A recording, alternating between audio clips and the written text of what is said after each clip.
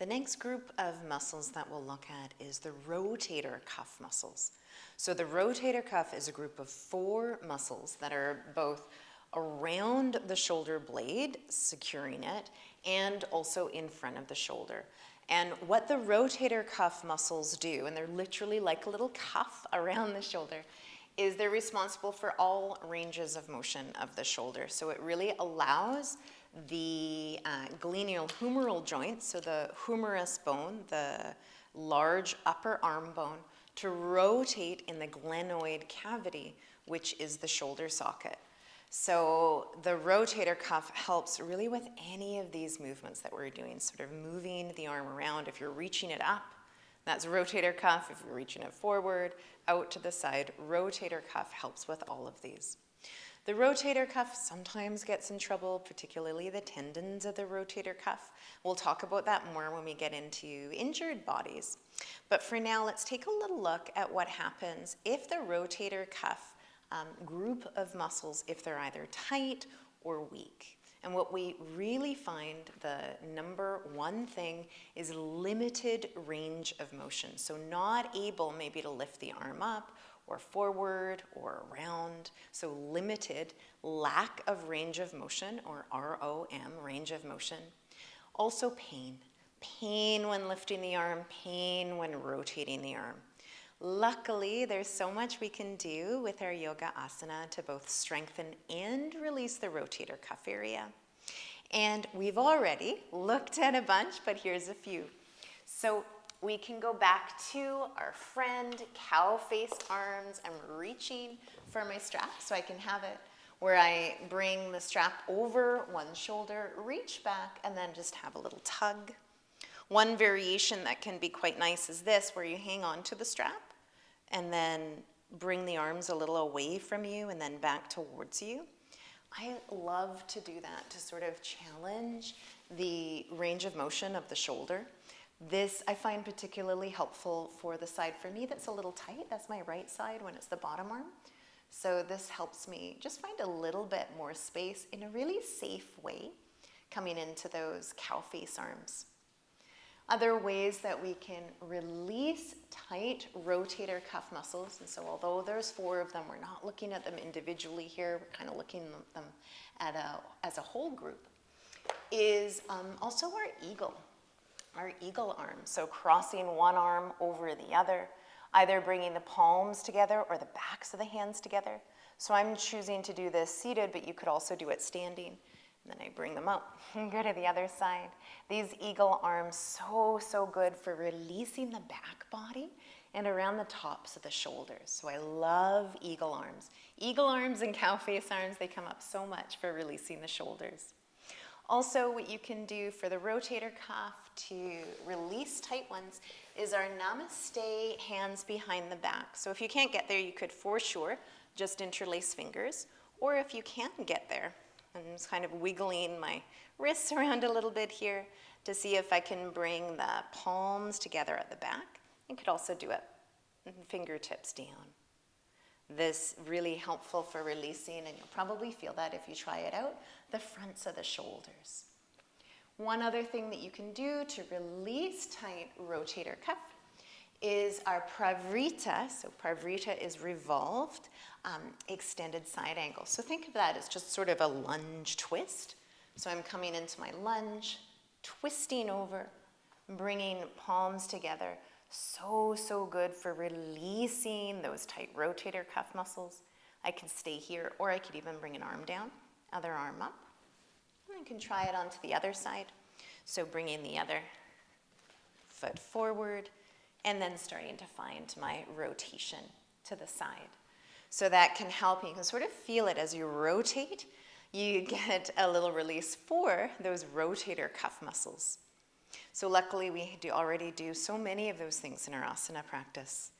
Now if we have folks that are coming with weak rotator cuff muscles, or perhaps they're even recovering from injury, so much that we can do, some things that we've already seen. So our Ardha Pinchamayasana, or dolphin pose, been showing a lot with the strap, but you don't need to. You could also just interlace fingers.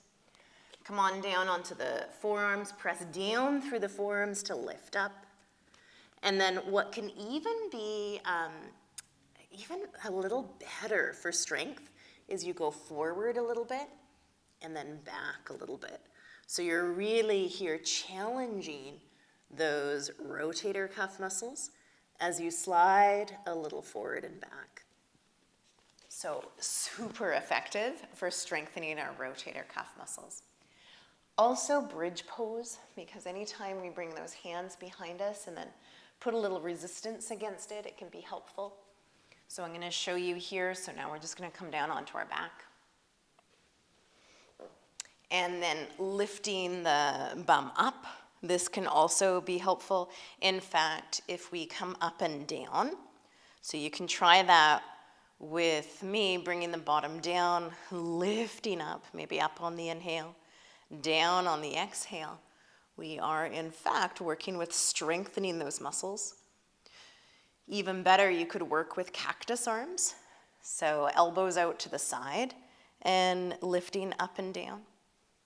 Or even doing a little flow where you bring those arms to the side and back. In fact, that cactus arm position, I'm going to show you in a couple of more poses in just a moment. That cactus arm can be super helpful for rotator cuff, even lying down. So I'm coming on down now, try that. And then just sliding those arms up over the head, but on the ground, and then back down.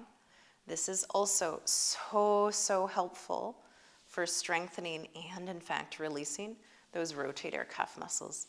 Really common if you see somebody lying down, or this might even be you, and the forearm doesn't come all the way to the ground. It's more like this, if you can see. So the lower arm lifted a bit. Very common to see that, particularly in older bodies. And that is pretty much demonstrating like a little restriction of that rotator cuff muscle group. So we can work on the asana that can help to strengthen rotator cuff. Plank is another one. We've done that lots, so I won't show it to you again. But plank at the wall can be really helpful if somebody is just starting to build strength in shoulders and rotator cuff. So you can imagine, and here I'll even use Fred, our skeleton, as my wall, that with the hands there and then just sort of leaning forward and back, that can be really helpful to strengthen around the rotator cuff.